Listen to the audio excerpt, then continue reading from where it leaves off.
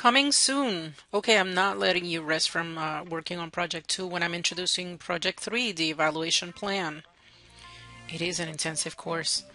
But for this project, you're going to write a proposal or report for the evaluation of an instructional product or program at all 4 levels. And of course, you can use project 2 and expand on it. Again, the training program can be a printed program or product. It can be an electronic one. It can be a face-to-face class where people come into a classroom, meet together at the same time and discuss some topics. And it could also be any project that you've done for another class in this program. The only thing that you need to keep in mind is that you cannot recycle evaluation instruments. You have to create them for these particular projects. So maybe they did have evaluation instruments and you can work based on that, modify them so that they meet the requirements of this class and then submit them with your project. So what are the components of this evaluation plan?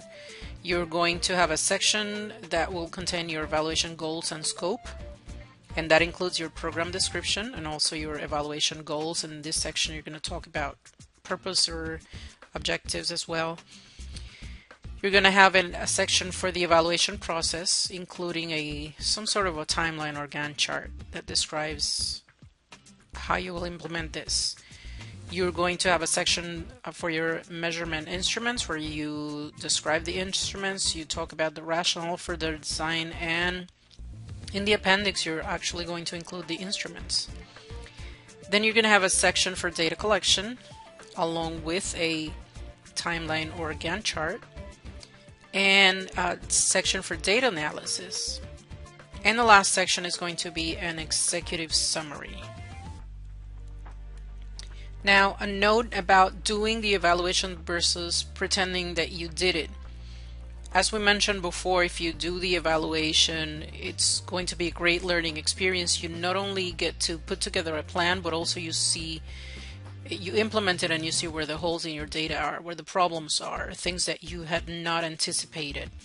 If you do the evaluation, then you write an evaluation report and it'll have the components just as I mentioned them. So your evaluation goals, your process, measurement instruments, data collection and analysis, your executive summary, and the appendix. If you of course don't have the time to do the entire evaluation in the time period that we have left, then you write an evaluation proposal. The first few items are going to be exactly the same. When it changes is that in your executive summary, what you're going to turn in is a template of an executive summary where you have placeholders where the data would go. And then you have your appendix as well.